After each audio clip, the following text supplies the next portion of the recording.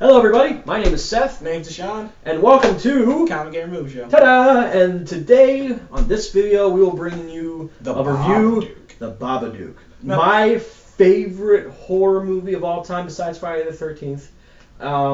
There's been a lot of really bad horror movies in the past recent years. We're completely on different sides of the this Babadook, movie. we are completely backwards on this because he likes stuff that I didn't like and I like stuff that he didn't like, and then we mix. But before we get into the Babadook, here's what I wanted to say about this. Horror movies for the past, I guess, maybe 2 to 3 years have been really, really bad. There's only been like a couple good ones. The worst one in recent years was Poltergeist, the revamp of the original from 1982. We talked about that, didn't we? We did talk about it, and it was the shittiest ghost movie ever. Then there was Chernobyl Diaries. I saw Chernobyl Diaries, and that movie was garbage. You could see everything coming from a mile away. I mean, there's this one scene where this little, mutated zombie girl is standing there facing away from them, and then they're like...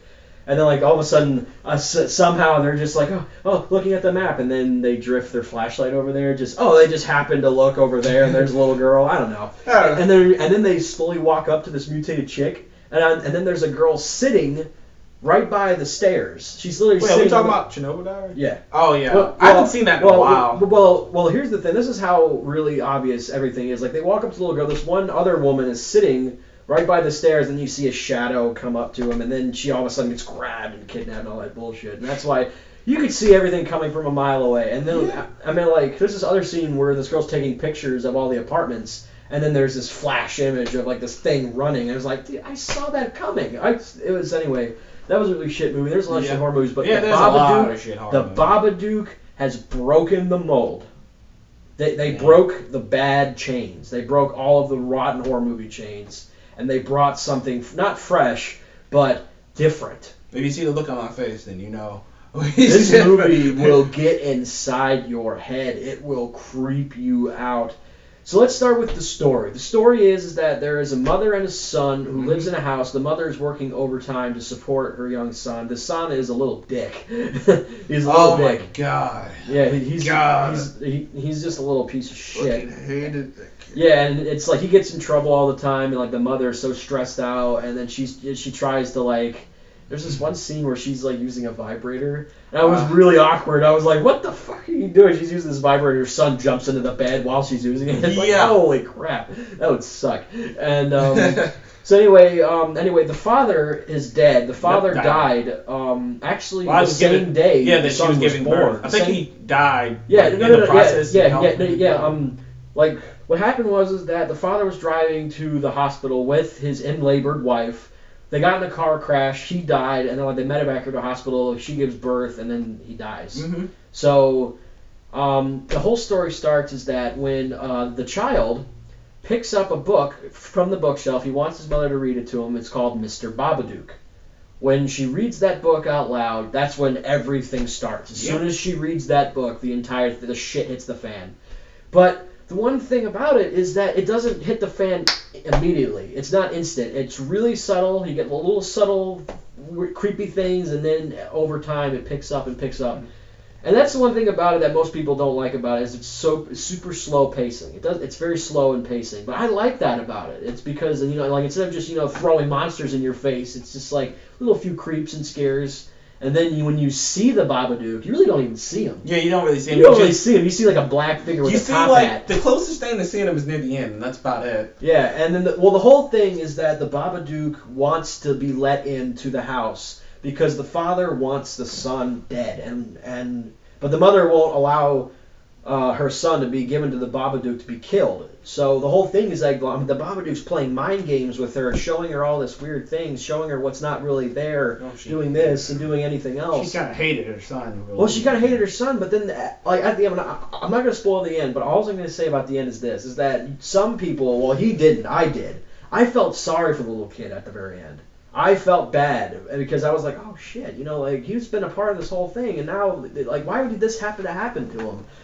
But he did change at the end of the movie. He did go to a nice, loving kid, sort of. I don't know. Anyway, that was my opinion of the Babadook. And so, what's your opinion about it? No lessons were learned in this movie. No lessons. They were the same damn people at the end that they were at the beginning. I wasn't scared at one point in this movie. You talk about a movie. You were talking about movies where you see stuff coming. I saw it coming. Everyone knew as soon as you didn't. As soon as they said you're gonna read stuff coming. You're gonna read the book and creepy stuff's gonna happen. Well, I saw coming. Oh my goodness! That I saw coming. Holy I saw that coming. You're gonna read the book and creepy stuff gonna happen, and then oh man, I thought because I heard so much I looked at reviews about that movie before I even looked at it, and I was like, I heard these guys saying, "Oh, this is pretty. It's scary." I'm like, "Oh man, this is gonna be scary as hell." Then the first thing I see is this annoying, irritating, ridiculous little kid, and he doesn't change. He does change. He's the same bastard. He kind of changes. He's the same little kid he's at the beginning of the movie. Only difference is his mom is over it and loves him now. She's the only one who changes in the whole movie. Well, yeah, that was the whole focus and point. It took a demon possessing. Oh god! It took a demon to make her change. Yeah, it was kind of. I really wasn't scared about anything in the movie because most of the stuff that they used that were creepy has been used in other movies before. I've seen it. It's nothing new, nothing groundbreaking, nothing ridiculously inventive. There've been movies. It was groundbreaking. There've been movies about objects having demons in it and them doing something that came out. Deshaun is right. That's the one part I saw coming was the book. Of I saw that coming, but the rest of it. The rest of it was okay. I didn't think it was an awful horror movie. I just don't think you. I think you've seen so many shitty horror movies that seeing one that's not shitty just seems like a glorious road, and it's not as good as you think it is. You just think it's because you've seen so many crappy horror movies. Because I thought this was going to be like... I don't know. I don't It Follows think and Conjuring were one of the two, my favorite horror movies. Friday the 13th. It Follows. I haven't seen it. I've heard about it. Yeah, but Conjuring, though, is one of the best horror movies I've ever seen. The first one, not the little... They've done some stuff with it. Yeah, the first Conjuring was the best out of the series. You know what, man? We got to do a top 5 horror movies, man. Yeah, we have to do top 5 horror movies because even though here's the thing about horror movies, horror movies are like music. They're an acquired taste. You have to have an acquired taste for horror. Oh, I got it. And here's my thing about it. I love feeling adrenaline, even though it's scary adrenaline. Because I'm not an extreme sports kind of guy. I don't play extreme sports. I don't get that kind of adrenaline. But I get the anticipation of shaking my hands. It's oh, what's gonna happen next? But you're right. With the Babadook, it wasn't that kind of intense horror movie. It was a little intense in some parts. It was a little intense in some parts, but I got confused. But the only thing that made me feel like adrenaline rush was just the anticipation of what is coming next. That's the only thing that kept me going. It was what's gonna happen next? And then in the end, the ending was a little stupid. The ending was a little dumb. I was really? The kid does change. Oh, really? He does change, but not much. He doesn't change very much. He goes from hurting people and making weapons, but his mindset's still the same. He's still a weird little kid. The mother changes because she finally learns the lesson of the Babadook and what she was trying to teach her. But we're not going to spoil it, and here's why. Because the lesson that the Babadook was trying to teach the mother was something very insidious. You have to really pay attention. I still don't know what the hell that lesson was. I do know what the lesson was. It's a scare scrape program? It's a scare scrape program for parents. Put a demon in a book. It's a scare scrape program. This movie is a scare scrape program for parents. But still, here's the thing. I had to watch it twice to understand what that lesson was. There is an obvious lesson what the Babadook's trying to teach the mother, but it's not something you learn off the bat. I had to watch it twice to learn it. And that's why I don't like movies that do that. I don't like movies that you have to go back and watch again to get what's going on. Like the movie Inception. I had to go back and watch it 3 different times. People love that movie, though. But that's the thing. I've actually never seen Inception. I think dumb people like that movie because it didn't make a bit of sense. I actually never seen Inception. I've seen it, and I think that dumb people like it because it made little sense. And I had to go back and watch it 3 times to understand what was going on. And it was the one movie that I really loved that was a horror movie was Shutter Island. I had to do that. Twice. A lot of people hated that movie. I actually liked it. It wasn't bad, but it wasn't great either. But anyway, guys. So was Babadook? Well, it wasn't bad, but it wasn't great. I thought it was great. I thought it was a great movie. It wasn't. Like I said, it was my kind of horror movie because I don't like splatterhouse horror. I don't.